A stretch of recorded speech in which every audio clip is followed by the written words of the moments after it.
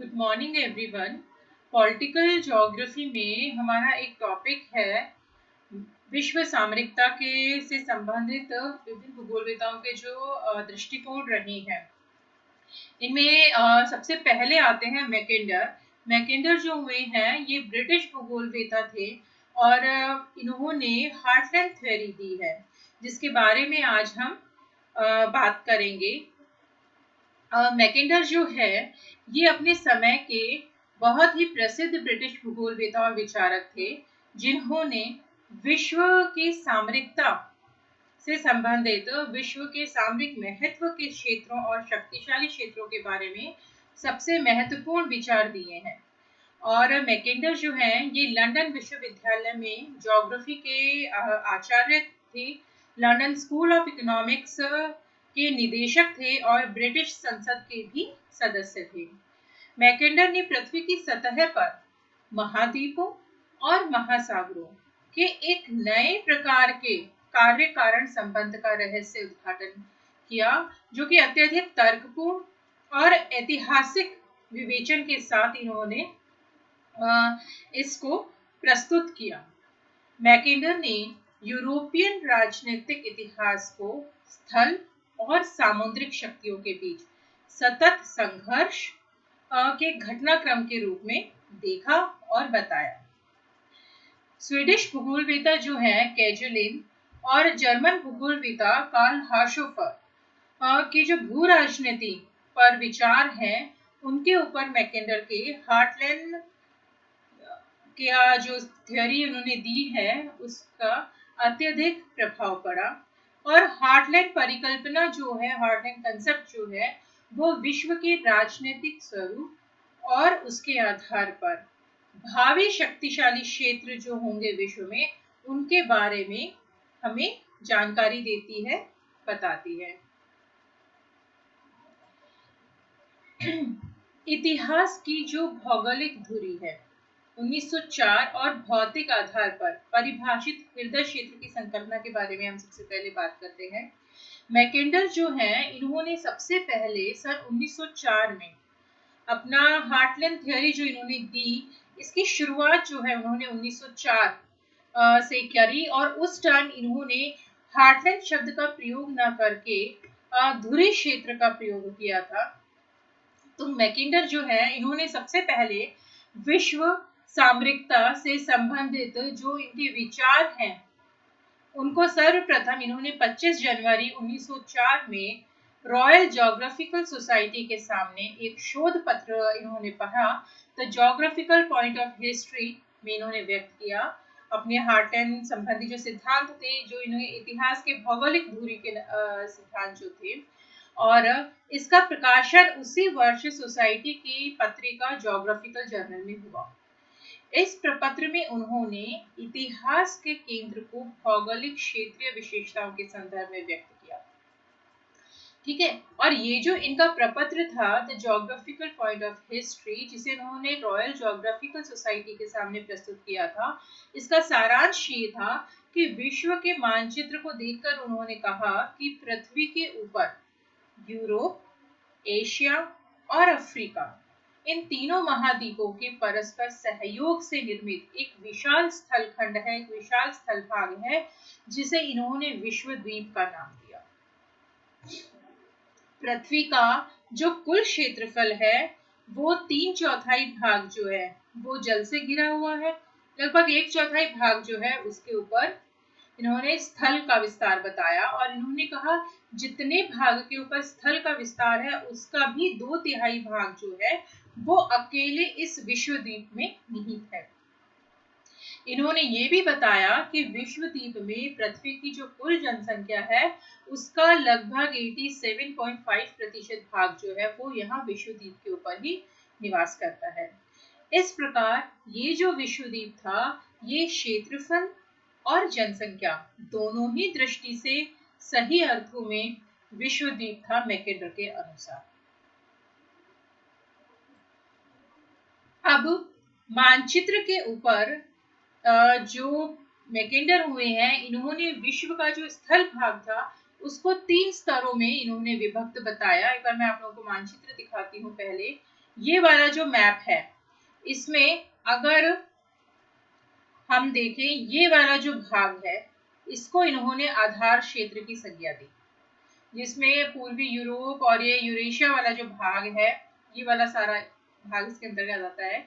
और इसके जो आसपास वाला भाग है, यानी कि ये वाला यूरोप के जो भाग है तटीय, इधर अफ्रीका, ये एशिया का भी जो तटीय भाग है, इसको इन्होंने आंतरिक सीमावर्ती अर्धवृत्त की संज्ञा दी। तो इनका कहना क्या था, ये जो आधार क्षेत्र है ये पूर्णतः स्थलीय है, जिसका कि समुद्र के साथ कोई संपर्क नहीं है। और ये जो आंतरिक सीमावर्ती अर्धचंद्र अर्धवृत्त है, आंतरिक सीमावर्ती अर्धचंद्रवत, ये स्थल से भी संबंधित है और समुद्र से भी संबंधित है, यानी कि इसका समुद्र से संबंध है।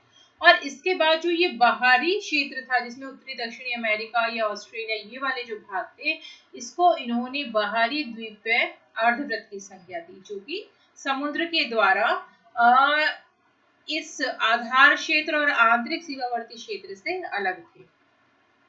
तो इस प्रकार मैकेंडर जो हुए हैं, इन्होंने मानचित्र में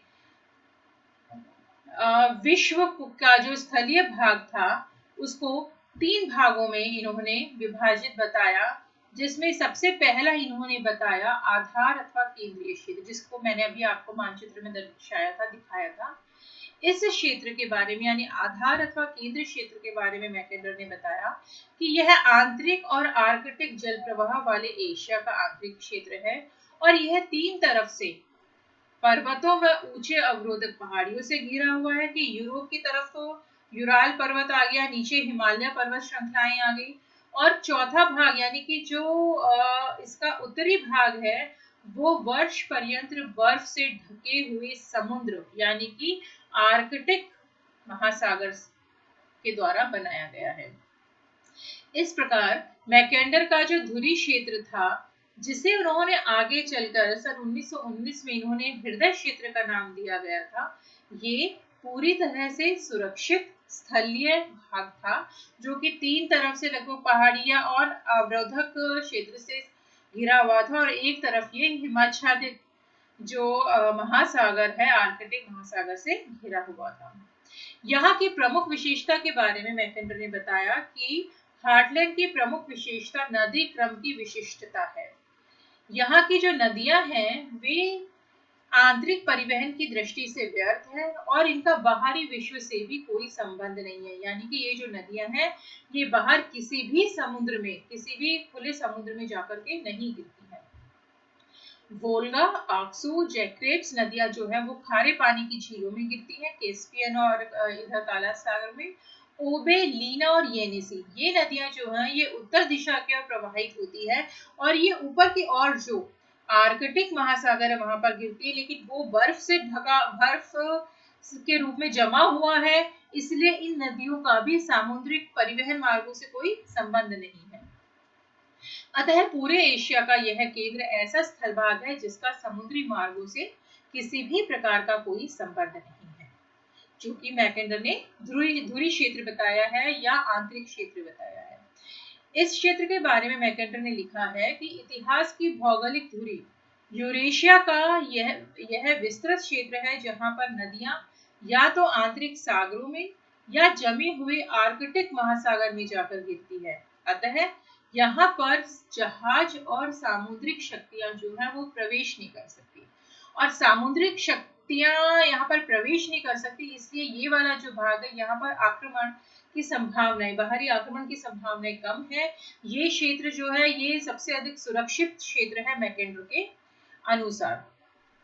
सामरिक दृष्टि से यह क्षेत्र जो है वो एक विशाल दुर्ग की तरह सुरक्षित है, ऐसा मैकेंडर का कहना था, मैकेंडर का मानना था। उन्होंने इस क्षेत्र को सुरक्षित क्षेत्र की संज्ञा दी, लेकिन साथ ही उन्होंने कहा कि इस आंतरिक क्षेत्र में भी एक प्रवेश द्वार है, यहाँ पर भी एक भेद द्वार या क्षेत्र है जहां से इसको भेदा जा सकता है, जहां से इसमें प्रवेश किया जा सकता है, और वह है इस किले की दीवार पश्चिम में खुलती है, पश्चिम यानी कि पूर्वी यूरोप की तरफ। यूरेशिया का जो ये भाग है जिसे उन्होंने आंतरिक क्षेत्र कहा है, इसका पश्चिम में पूर्वी यूरोप वाला भाग था।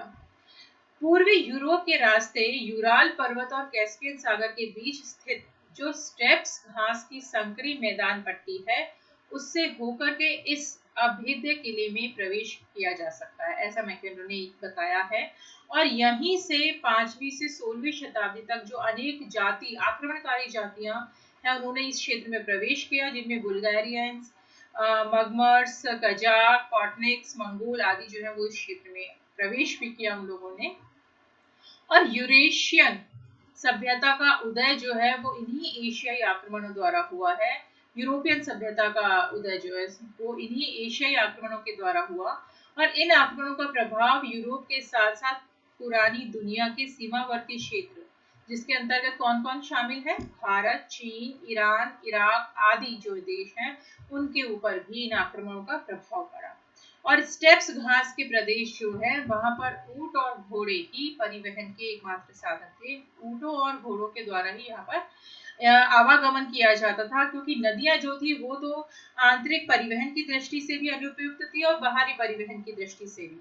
तो यहाँ पर परिवहन का एकमात्र साधन था वो ऊंट और घोड़े ही थे, क्योंकि सड़क और रेल मार्गों का उस समय, वायु मार्गों का उस समय प्रारंभ नहीं हुआ था। तो ये जो भाग है ये मैकेंडर के अनुसार आंतरिक क्षेत्र था जो कि सिर्फ पश्चिमी दिशा की ओर उसमें एक प्रवेश द्वार था। उसके अलावा यह क्षेत्र जो है ये सुरक्षित क्षेत्र था मैकेंडर के अनुसार, जिसे उन्होंने आधार अथवा केंद्रीय क्षेत्र बताया है। अपने कल के लेक्चर में इसी टॉपिक को हम आगे बढ़ाएंगे। तब तक के लिए stay safe, stay happy. Thank you.